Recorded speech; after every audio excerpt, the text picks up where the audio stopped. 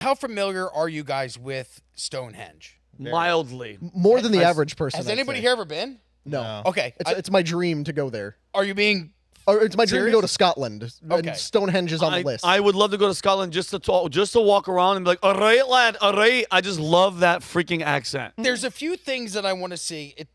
Stonehenge is on the list for me. Also, the pyramids of... Giza. Yeah, everything in Egypt, the pyramids, the Sphinx, all of that fascinates me because these are structures that were... I don't know about Stonehenge, but the Sphinx and the pyramids were constructed thousands of years ago before any of the technology existed that we have today to be able to put these. I mean, when you look at the massive rocks that they used to build the pyramids, and how can you even explain how those people were able to build those things? How? Somebody explain it now. With better craftsmanship. There's an advanced society back then that got wiped out. To put the scale of Egypt in perspective, because this is one of my favorite facts, Cleopatra lived closer to the invention of the iPhone than she did to the construction of the pyramids. That's crazy. Yeah, it was probably like 100,000 years ago. Yeah, the Egyptians used to do archaeology on their own civilization to learn things about their own past because it had been that long. Oh, wow. It's a fascinating subject. Same thing with Stonehenge. How did they build it is one of the big questions. Every once in a while, they'll come out with like how the Egyptians built the pyramids, and it'll be like, well, we figured out that this river existed, and they were able to float the rocks to the top of a pyramid. Bullshit. Like none of it. Like try and recreate that now. If the four of us, five, will include, and the ladies, not to be sexist, so we got 7, and then Jake on the computer, so we got 2, 4, 5, 8 people. We could spend the next 100 years of our lives, and I don't think we could put the first layer of the rocks together. No. How were they able to do this? Aliens, it doesn't make man. sense. Well, here's the thing: you're talking about lifting it, but the fact that they were able to make it precise with like parts of the universe where like it could tell you what time it is, it could tell you what season it is. Same with Stonehenge and the pyramids, and then you can even slide a credit card through the gaps in the pyramids. That doesn't so make any it's sense. precision, all of it. And I say it was an advanced society because they had advanced technology like anti-gravity stuff. There's 0% chance. There's no way human beings did. Not to No, mention the fact that 0%. there's signs of water erosion on the pyramids, which Yeah, that's a proves big they one. at one point they were underwater completely, which shows they are dramatically older. Wait a minute. We've completely derailed poor Rob's story. Pre-Ice here. Yeah. That's fine. No, I'm more interested in that. Wait, pre-Ice Age, the pyramids were built, but they were covered. So Yes. they were covered by water, and they were Yes. built underwater. If you look at the No. Pyramid of Giza, where you see, can you guys in the production area pull up a picture of the pyramid real quick? Because Sphinx, right? the Sphinx and the pyramids. I'm specifically talking about the Great Pyramids right now.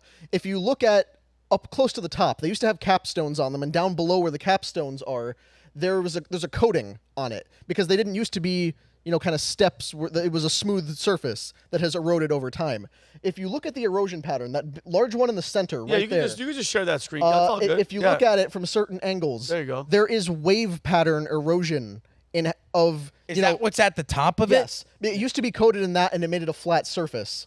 But if There you go. it Good was job. basically underwater up to that lowest point, where the peak of the wave lapped up and eroded it, and the low point is where the water normally sat. Which makes it And easier there's- to move rock if you're Yeah, underwater. If you there's- think about it, Rob. Or there's reason to believe that pre-flood, like if you believe in the biblical flood narrative, which is supported by archaeology, and most ancient civilizations have some kind of story about a global flood. True. There's reason to believe the pyramids are so much older than anything we've been led to believe. Wow. And to Brandon's point, ancient civilizations might have had technology that we don't even understand yet. Yep. These are the mysteries that I really hope we get to, I know that we'll probably in our lifetimes, I never thought this before, but I think in our lifetimes we will get to see aliens. I think we've seen UFOs. We know that there's spacecrafts that defy the laws of physics as we know them. So either they're using hidden technology, which we've talked about before, or they're from other universes or other dimensions. I really believe we'll learn more about that.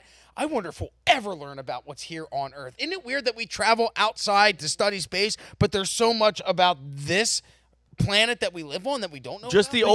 the ocean in general. Like we have guys, we can't go that deep because it'll implode. Like think about those submarines and stuff that go down there. We have no idea what's here. I think a lot of the secrets that we're all questioning and we're worried about, Rob, are literally beneath our feet, but you can't get there. There's zero technology to go down there because that pressure kills everything. Everything. Nothing can survive down there. You know what's unfortunate though is the scientific community guards like crazy any type of stuff that counters their narrative. Like, for the past several decades, they've been saying a certain narrative about the pyramids when they were built. Anything that undermines that or puts that into question, they vehemently oppose it. Same thing with like the COVID vax stuff. So it's like they built their entire careers on this narrative of things being a certain way, but things like Göbekli Tepe, putting into question how old humankind is, or things like the pyramids being older than we think. They don't even consider that because they don't want to undermine their life's work. So that's the unfortunate thing about finding out the truth. So we're about the probably world. never going to find out. But Well, what we have Not they're found the out, gatekeepers. not about the actual pyramids, but let's go to Scotland, where the Stonehenge, according to scientists, they have allegedly cracked the secret of the 6-ton rock that is at the center of Stonehenge. So if you take a look, you see how, I don't know, apparently Stonehenge is designed the way that it is because, let's see, Rob, what's the story about? Like, who put it there? more than 30. Okay, so it's one of 1,300 ancient stone circles that are in existence. Did you guys know there's 13? Nope. I had no idea. You knew that? I knew there were a lot, but I didn't know how many were. But you never see on the them. scale of And by Stonehenge. the way, another episode we should do is the Georgia Guidestones, Yes. and they're both creation and destruction Yep. because they're very similar to the Stonehenge. But these were allegedly made, thousands of years ago. They say that researchers say the site stones were shaped by hand tools and erected with winch and pulley systems. They were then arranged to align with the movements of the sun during the summer and winter solstices. But according to researchers, the center rock in that image, if we could show that graphic, Kelly, awesome, thank you. That right there, that center is actually, it weighs 6 tons, and it actually doesn't originate in Scotland. It actually came from southern England, more than 450 miles away. How did people thousands of years ago get a 6-ton rock to move 450 miles? Yeah, explain that to me. I have no, dude, I have zero explanation. You can't move a 6-ton thing without the type of technology that we have, the trucks, the pulleys, the cranes. And more importantly, why? Why move a 6-ton rock 480 miles Yeah. when you have all the other stones right in that area? It doesn't make any sense. The researchers suspect the altar stone, which is what the 6-ton stone in the center is called, was installed about 4,500 years ago, which means that the Neolithic people were able to move the rock hundreds of miles before the invention of lightweight spoked wheels. So what were they, putting it on logs and then pushing the logs? I don't know, dude. No, it's floating. So how do you get a Anti-gra- 6-ton rock to float? Anti-gravity technology, because we're not allowed to know about this stuff like Stephen Greer was talking about. But Mentioned Secrecy Act, right? yeah, we have no idea how the physics of the universe works. Like most of what we know about physics isn't true or isn't complete, from what I can understand. I mean, it seems like we're very capped on how much we're allowed to know about in terms of how physics works. But yeah, you're right. You can't carry that stuff. And none of these rocks that are at Stonehenge actually originated at the site. The smaller rocks, they're called sarsens. And the sarsens, they originated 15 miles north of the Stonehenge site. So the blue stones, which were sourced from Wales, those are other stones that are at Stonehenge, they came from about 140 miles away. So why there?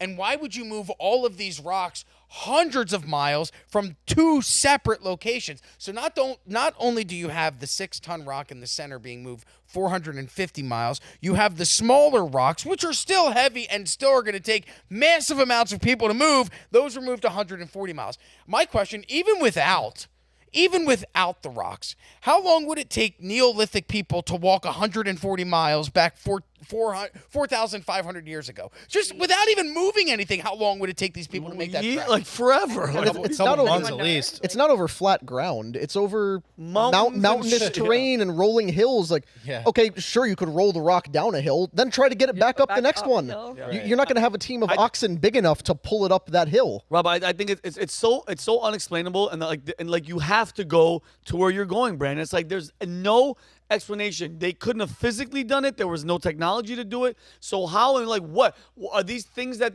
let's say these advanced societies were doing to communicate with somebody? Was that like when you watch those crop circles, Yeah. and sometimes they're like, that's not a human made. They're like, there's absolutely no way a human did this. What are they doing? Why the pyramids? Why the Stonehenge? So Why- when it comes to the crop circles, the way that they are able to tell whether it was man-made or not is that when they are man-made, the people are going through, when the corn stalks fall over or are pushed over, they snap at the bottom. But the ones that they're very interested in are the ones that bend, but they're not snapped. So they'll bend and lay flat, but the actual corn stalk never Doesn't- snaps. Wow. And that's the ones where they're like, how did they make this happen? Now, they gave, I know we got to wrap this Yeah, go up. ahead, They gave 3 reasons why the researchers, why they believed. And I want you guys, the first 2 they debunked themselves. The third one I want you guys to try and debunk with me. The first reason why the 6-ton stone may have made the 450-mile track more than 4,500 years ago, it was carried by glacial ice movements during the Ice Age.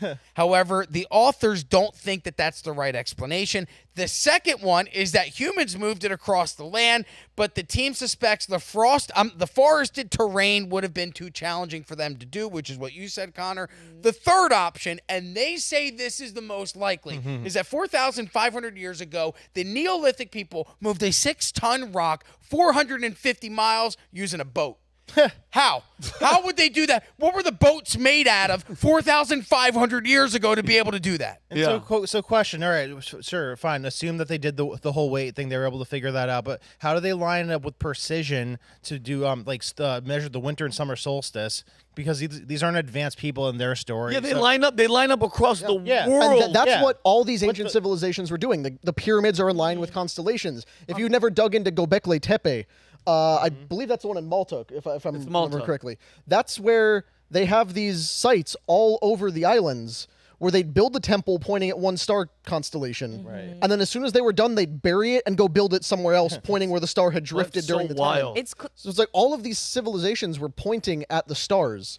They were pointing up to the sky, saying, "Look at this." You know that there's ancient Indian burial grounds all over the U.S. that they're not allowed to excavate anymore. But they were built in shapes. Well, there's one that looks like a snake that is pointed directly at where the sun is setting on a particular date. And when you dig into this, Graham Hancock has done a lot of this in his documentary, Ancient Apocalypse. They were trying to communicate something, and they don't want us to know what that was. Yeah. What were you gonna say, Amy? I was gonna say, have you heard of ley lines? So Yes. ley lines, isn't that so geometrically all over the world? There is, I'm not sure how many do you guys know off the top of your head? How many total Ley, there are? ley line. There's only like 4 or 5, something like that, and it's crossover between all of these historical structures all over the world. Like it's no coincidence that all of these different civilizations that didn't have the advent of social media to communicate, like couldn't fly over to these countries. Like the only way to get to them was by boat. How in the heck were they able to create all of these significant structures on the same ley lines as people all over? Well, I think the ley line is the explanation for why they moved it from one place to another. Because I was gonna bring that up before. So like the question is, why would they move it from one place to another? Why couldn't they just line it up that way where they were? I think it would be something like that. They put them on top of ley lines or Yeah. something, Uh-huh. right? And you could do a 10-hour podcast with us trying to talk about this, and we're only scratching the surface because Yeah. we're not experts on this subject. But even things as simple as how did the Egyptians, the Aztecs, and the Chinese all build pyramids? And none of them ever communicated. Yeah. Why is Plato's description of Atlantis exactly the construction of Mexico City?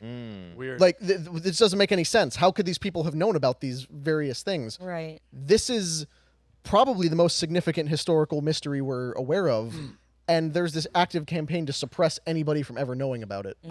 You had mentioned Graham Hancock, and I just wanted to put this out there. In later this month, actually, we're gonna have Randall Carlson on. Hell yeah. So he's gonna be on Pat's podcast, but it'll be very interesting to talk to him about ancient societies that have been long forgotten or their existence covered up, and the mysteries of Earth. Yeah, it's gonna be sick. Well, dude, and again, I think it's something. It's not man. It's not by human beings. That's. I'm with you, aliens. I think. Well, by the way, call it what you want. If you can't explain today how things were made this far ahead, and it's a mystery, It has to be something out of this world. What's up, everybody? Vincent Oshana here. If you want to see me and the entire Valuetainment crew, we will be at the Vault Conference September 4th through the 7th at the Palm Beach Convention Center, hosted by none other than Patrick Bet-David and featuring Dwayne The Rock Johnson. Guys, this is the place to be. If you are an entrepreneur and you want to level up, do not miss this opportunity. This is the best place to network. If you want tickets, go to thevaultconference.com. Do not